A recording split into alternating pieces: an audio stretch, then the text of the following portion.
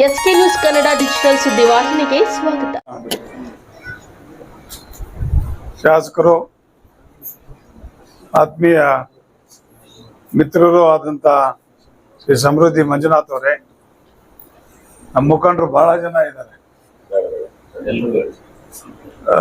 ಸಮಯದ ಒಂದು ಅಭಾವದಿಂದ ನಮ್ಮ ಪಕ್ಷದ ಎಲ್ಲ ಮುಖಂಡರೇ, ಎಲ್ಲ ಆತ್ಮೀಯ ಬಂಧುಗಳೇ, ಇವತ್ತಿನ ದಿವಸ ದಯವಿಟ್ಟು ಆಮೇಲೆ ಮಾತಾಡ್ಕೊಳ್ಳಿ. ಮಲ್ಲಿ ಮಾట్లాಡ್ಕೊಂಡು ಎಲ್ಲ ನೀಡು ಮಲ್ಲಿ ಮಾట్లాಡಕ್ ಮೇ ಮುಂದೆಲೆ. ಇವತ್ತು ಬರೀ ಪಂಚಾಯತಿಗೆ ಒಂದು 4 ಜನ ಮುಖಂಡರನ್ನ ಕರೆದು ಏನು ಇವತ್ತು ನಮ್ಮ ಶಾಸಕರು ಸ್ವಂತ ದುಡ್ಡಿಂದ, ಶಾಸಕರ ನಿಧಿ ಅಲ್ಲ ಅದು, ಅವರ ಸ್ವಂತ ದುಡ್ಡಿಂದ ತಾಲೂಕಿನಾದ್ಯಂತ ಓಂ ಶಕ್ತಿ ದೇವಸ್ಥಾನಕ್ಕೆ ಹೋಗಿ ಬರಲು ಬಸ್ಸುಗಳನ್ನು ಈಗಾಗಲೇ ನಿಗದಿ ಮಾಡಿ ನಿಮ್ಮನ್ನೆಲ್ಲ ಕರೆದು ನಿಮ್ಮ ಏರಿಯಾನಲ್ಲಿ ಹೋಗುವಂತ ಸಂದರ್ಭದಲ್ಲಿ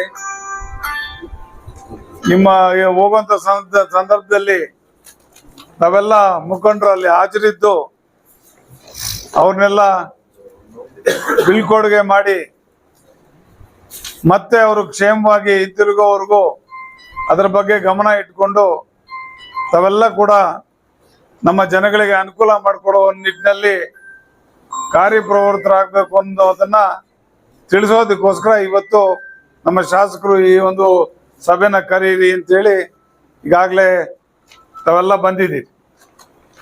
ಬಂಧುಗಳೇ, ಈಗಾಗಲೇ ನಮ್ಮ ಸಾಮೇಗೌಡರು ಹೇಳಿದ್ರು, ಸುಮಾರು 7 ವರ್ಷಗಳಿಂದ ಕೂಡ ಸತತವಾಗಿ ಈ ಓಂ ಶಕ್ತಿ ಒಂದೇ ಅಲ್ಲ, ಮತ್ತೆ ಇನ್ನೂ ಕೆಲವಾರು ಕಡೆಗೂ ಕೂಡ ನಮ್ಮ ಶಾಸಕರು ಅನುಕೂಲ ಮಾಡಿಕೊಟ್ಟು ಹೋಗಿ ಬರೋದಕ್ಕೆ ಅನುಕೂಲ ಮಾಡಿಕೊಟ್ಟಿದ್ದಾರೆ. ಅದರ ಪರಿಣಾಮನೇ ನಮ್ಮ ಶಾಸಕರನ್ನು ಕೂಡ 1.5 ವರ್ಷದ ಹಿಂದೆ ತಾವೆಲ್ಲ ಕೂಡ ದೊಡ್ಡ ಮನಸ್ಸು ಮಾಡಿ ಗೆಲ್ಸಿದ್ದೀರಿ. ಅದಕ್ಕೆ ಆಭಾರಿಯಾಗಿದ್ದೀರಿ. ಒಂದನ್ನ ಹೇಳೋದಕ್ಕೆ ಇಚ್ಛೆ ಪಡ್ತಾ ಇದ್ದೇನೆ. ಚುನಾವಣೆಗೆ ಮೊದಲು ನಮ್ಮ ಶಾಸಕರು ಬಸ್ಸುಗಳನ್ನ ಹಾಕಿದ್ರು, ಅವ್ರ ಜೊತೆಗಿನ್ನ ಅನೇಕ ಜನ ಕೂಡ ಬಸ್ಸುಗಳು ಹಾಕಿದ್ರು. ಅಂದ್ರೆ ಈಗೆಲ್ಲೋದ್ರು ಅವರೆಲ್ಲ ಪಾಪ. ಚುನಾವಣೆಗೋಸ್ಕರ ಬಂದ್ರು, ಚುನಾವಣೆ ಆದ್ಮೇಲೆ ವಾಪಸ್ ಹೊರಟೋದ್ರು.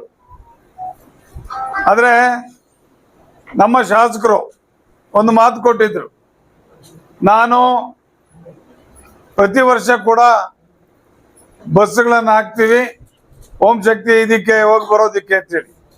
ಅದೇ ಪ್ರಕಾರವಾಗಿ ಈಗ 2ನೇ ವರ್ಷ ಕೂಡ ಬಸ್ಸುಗಳನ್ನು ಅರೇಂಜ್ ಮಾಡ್ತಾ ಇದ್ದಾರೆ. ಇಲ್ಲಿ ಒಂದನ್ನ ನಾವು ಅರ್ಥ ಮಾಡ್ಕೋಬೇಕು, ಸುಮಾರು 700 ಬಸ್ಗಿಂತ ಜಾಸ್ತಿ ಬಸ್ಸುಗಳನ್ನ ಅವರು ಅರೇಂಜ್ ಮಾಡ್ತಾ ಇದ್ದಾರೆ. ಅರೇಂಜ್ ಮಾಡುವಾಗ ಅದನ್ನ ಸದುಪಯೋಗ ಮಾಡ್ಕೊಳ್ತಕ್ಕಂಥದ್ದು ನಮ್ಮೆಲ್ಲರ ಒಂದು ಜವಾಬ್ದಾರಿ. ಇಲ್ಲಿ ಏನಾಗ್ತಾ ಇದೆ ಅಂತಂದ್ರೆ,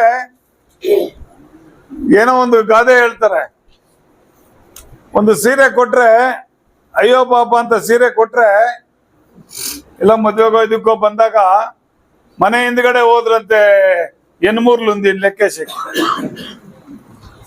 ಅದು ಮಾಡಬಾರ್ದು. ಅವ್ರ ಬಸ್ಸುಗಳನ್ನ ಕೊಟ್ಟಿರ್ತಾ ಇದ್ದಾರೆ, ದುರುಪಯೋಗ ಮಾಡ್ಕೋಬಾರ್ದು. ನನ್ಗೆ 2 ಬೇಕು, ನನಗೆ 3 ಬೇಕು, ನಂಗೆ 4 ಬೇಕು, ನನಗೆ 5 ಬೇಕು, ಇವೆಲ್ಲ ನಾವು ಬರೋರ್ನ ಕರ್ಕೊಂಡು ಹೋಗ್ಬೇಕು. ಬರದೇ ಇರೋನು ಕೂಡ ಆಂಧ್ರದಿಂದ ಕೂಡ ಕರ್ಸ್ಕೊಂಡ್ಬಂದು ಕರ್ಕೊಂಡೋಗಿರೋ ನಿದರ್ಶನ ಇದೆ. ಶ್ರೀನಿವಾಸಪುರದವ್ರನ್ನ ಕರ್ಸ್ಕೋತಾರೆ, ಕೋಲಾರದವ್ರನ್ನ ಕರ್ಸ್ಕೋತಾರೆ, ಎಲ್ಲ ಕಡೆ ಕರ್ಸ್ಕೊಂಡು ಹೋಗುವಂತ ಇದನ್ನ ನಾವು ನೋಡ್ತಾ ಇದೀವಿ. ದಯವಿಟ್ಟು ಅದನ್ನ ಬಿಡಿ. ನಮ್ಮ ತಾಲೂಕಿನವರ ಒಳಿತಿಗೋಸ್ಕರ ನಮ್ಮ ಶಾಸಕರು ಈ ಬಸ್ಸುಗಳನ್ನ ಹಾಕ್ತಾ ಇರ್ತಕ್ಕಂಥದ್ದು. ನಮ್ಮ ತಾಲೂಕಿನಲ್ಲಿ ಇರ್ತಕ್ಕಂಥ ಜನನ ಫಸ್ಟ್ ಕರ್ಕೊಂಡೋಗಿ, ಮತ್ತೆ ಬಸ್ಸುಗಳು ಖಾಲಿ ಹೋಗ್ತಾವ, ಕೆಲವೆಲ್ಲ 4 ಬಸ್ಸು 5 ಬಸ್ಸು ಅಂದ್ಬಿಡ್ತಾರೆ. ಆಮೇಲೆ ನೋಡಿದ್ರೆ ಬರೀ 20 ಜನ 15 ಜನ ಹಿಂಗೆ ಹೋಗ್ತಾ ಇರ್ತಾರೆ. ಇದು ಅವ್ರಿಗೂ ನಷ್ಟ, ನಮಗೂ ಕೂಡ ಅದನ್ನ ನೋಡಿದಾಗ ದುಃಖ ಆಗ್ತದೆ. ಇದನ್ನ ದಯವಿಟ್ಟು ತಾವು ಇದು ಮಾಡಬೇಕು. ಆದಷ್ಟು ಕೂಡ ಅವರು ಬೇಕಾದಷ್ಟು ಎಲ್ಲಿ ಬೇಕೋ ಎಲ್ಲ ಮಾಡಿದ್ದಾರೆ. ಇದನ್ನ ಸದುಪಯೋಗ ಮಾಡ್ಕೊಳ್ಬೇಕಾದಂಥದ್ದು ನಮ್ಮೆಲ್ಲರ ಒಂದು ಜವಾಬ್ದಾರಿ, ನಿಮ್ಮ ಜವಾಬ್ದಾರಿ ಕೂಡ. ಆಮೇಲೆ ಎಲ್ಲಾರನ್ನು ಒಂದೇ ದಿವಸ ಕೊಟ್ರೂ ಅದನ್ನ ಅಕಾಮಿಡೇಟ್ ಮಾಡೋದಕ್ಕೆ ಕಷ್ಟ ಆಗ್ತದೆ. ಇದನ್ನ ಯೋಚನೆ ಮಾಡ್ಕೋಬೇಕು. ಯಾಕೆಂತಂದ್ರೆ ಒಂದೇ ಸಾರಿ ನೀವು 100 ಬಸ್ ಕೊಡಿ ಅಂತ ಡಿಪೋನ ಕೇಳಿದಾಗ ಅವ್ರು ಕೊಡೋಕೆ ಸಾಧ್ಯ ಆಗಲ್ಲ. ಅಂತ ಸಂದರ್ಭದಲ್ಲಿ ನೀವು ಆಲ್ಟರ್ನೇಟಿವ್ ಡೇಸ್ ಮಾಡ್ಕೋಬೇಕಾಗ್ತದೆ.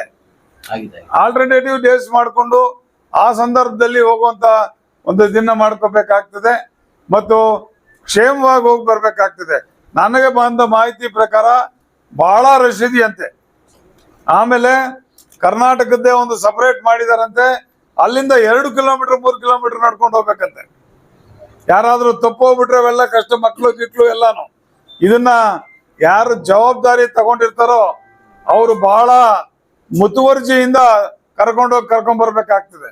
ಯಾಕೆಂದ್ರೆ ಈಗಾಗಲೇ ನೋಡಿದ್ವಿ, ನಮ್ಮ ಮುರುಡೇಶ್ವರದಲ್ಲಿ ನಮ್ಮ ತಾಲೂಕಿನ ಮಕ್ಕಳು ಸತ್ತಿರೋದನ್ನ ನಮ್ಮ ಕಣ್ಣು ಮುಂದೆನೇ ಇದೆ. ನಮ್ಮ ಶಾಸಕರು ಮುರುಡೇಶ್ವರಕ್ಕೆ ಹೋಗಿ ಅಲ್ಲೆಲ್ಲ ಕೂಡ ಮಾಡಿ ಮತ್ತೆ ಸರ್ಕಾರದಿಂದ ಒತ್ತಡ ತಂದು 5 ಲಕ್ಷನ ಬಿಡುಗಡೆ ಮಾಡಿಸಿದ್ದಾರೆ. ಬಟ್ 5 ಲಕ್ಷಕ್ಕೆ ಪ್ರಾಣ ಬರೋದಿಲ್ಲ, ಹೋಗಿರುವಂತ ಪ್ರಾಣ ಬರೋದಿಲ್ಲ.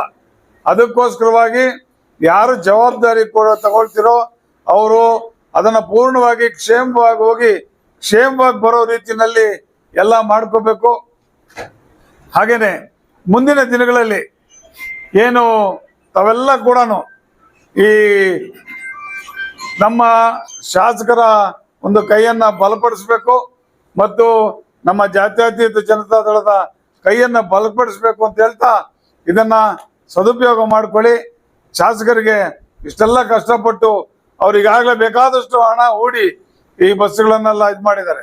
ಅವರಿಗೆ ಆ ಓಂ ಶಕ್ತಿ ದೇವರು ಅವರಿಗೆ ಒಳ್ಳೇದು ಮಾಡಲಿ ಅಂತ ಹೇಳ್ತಾ, ಇನ್ನೂ ಅಭಿವೃದ್ಧಿ ಹೊಂದಿ ಇನ್ನೂ ಹೆಚ್ಚಿನ ರೀತಿ ಸೇವೆ ಮಾಡಲಿ ಅಂತೇಳಿ ನನ್ನ 2 ಮಾತನ್ನ ಮುಗಿಸ್ತಾ ಇದ್ದೇನೆ. ಜೈ ಹಿಂದ್, ಜೈ ಕರ್ನಾಟಕ.